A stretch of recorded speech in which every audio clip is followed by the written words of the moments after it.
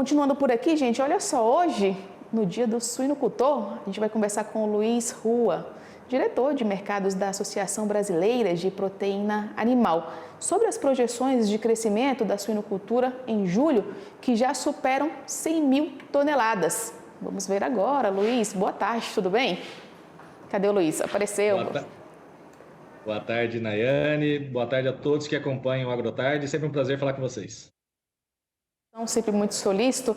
Luiz, primeiro eu quero saber aí quais foram os fatores que contribuíram para essas projeções, hein? Me conta.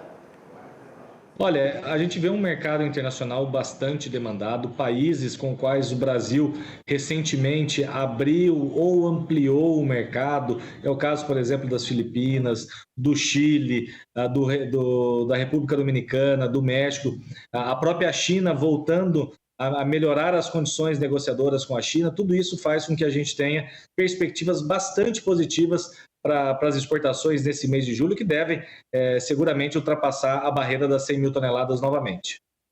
A gente tem muito a comemorar por essas aberturas de novos mercados, mas também a gente sabe que o suinocultor enfrenta bastante desafios, né? Enfrenta bastante problemas.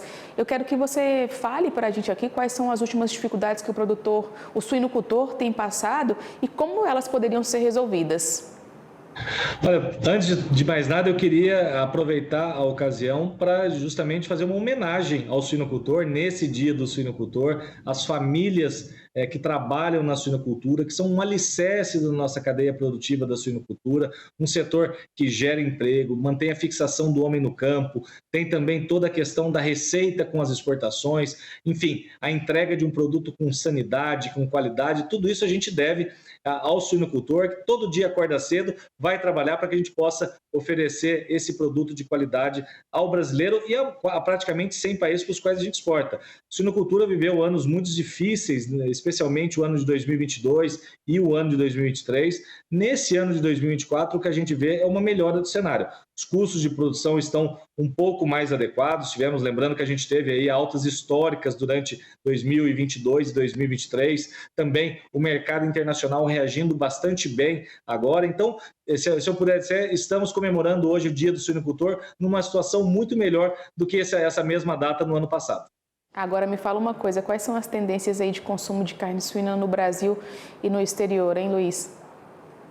Bom, quando a gente fala aqui do consumo no Brasil, o consumidor brasileiro está cada vez mais descobrindo a carne suína, a qualidade da carne suína e também a flexibilidade no preparo dessa carne. A gente vê uma série de novos cortes sendo introduzidos pelas empresas, ou seja, o consumidor descobrindo o que é um filezinho suíno, descobrindo uma picanha suína, que é uma delícia de se colocar na grelha no nosso tradicional churrasco do domingo. Enfim, a carne moída suína, uma série de produtos que a gente tem visto que cada vez caem mais no gosto do consumidor. E tem um dado interessante, uma pesquisa que a gente fez, que mais de 80% dos consumidores que compram um corte suíno novo pela primeira vez, que nunca tinha experimentado, voltam a comprar assim que fazem a primeira compra. Então isso mostra que existe um potencial bastante grande. A gente saiu nos últimos anos de um consumo per capita de 14 quilos, fomos para 18 quilos, ou seja, um incremento de 4 quilos nesses últimos 5 anos, e a tendência é que cada vez descobrindo mais os cortes, até a forma de preparo, tudo isso faz com que a gente tenha boas perspectivas aqui no nosso mercado para o aumento,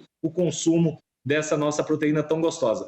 Por outro lado, nas exportações, o Brasil saiu há 5 anos atrás de um patamar de 700 mil toneladas. No ano passado, atingiu o recorde de 1,2 milhões de toneladas exportadas. E para esse ano, a gente já vem crescendo 4% em relação ao ano passado. Então, perspectivas, como eu disse, de um segundo semestre ainda melhor para a nossa suinocultura quando a gente fala das exportações. A produção aqui, basicamente, um equilíbrio entre oferta e demanda. Tudo isso faz com que a gente veja um 2024 seguramente melhor do que foi um 2023.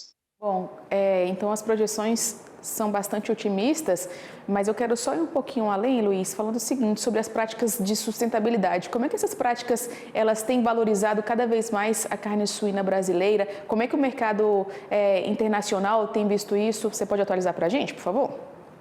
Olha, para além das exigências de alguns mercados em relação à questão da sustentabilidade, do bem-estar animal, isso praticamente a gente pode dizer que está no DNA dos nossos suinocultores, está no DNA da nossa indústria frigorífica. Então, a gente tem trabalhado cada vez mais em práticas, como a questão dos dejetos, enfim, toda a questão que se pode otimizar, fazer economia circular, a reutilização da água.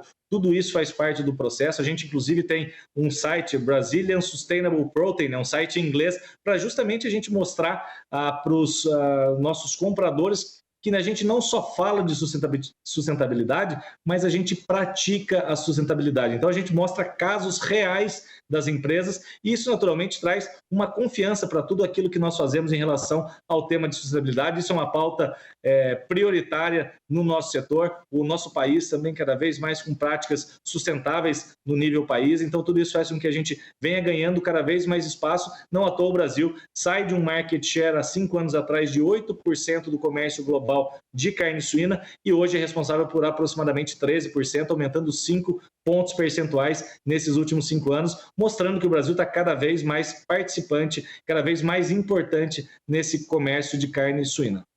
Bom, Luiz, muito obrigada pela sua participação aqui no AgroTarde. Mais uma vez, parabenizar os suinocultores desse Brasilzão aí que dão um duro danado. Obrigada, Luiz. Eu que agradeço, sempre à disposição de vocês.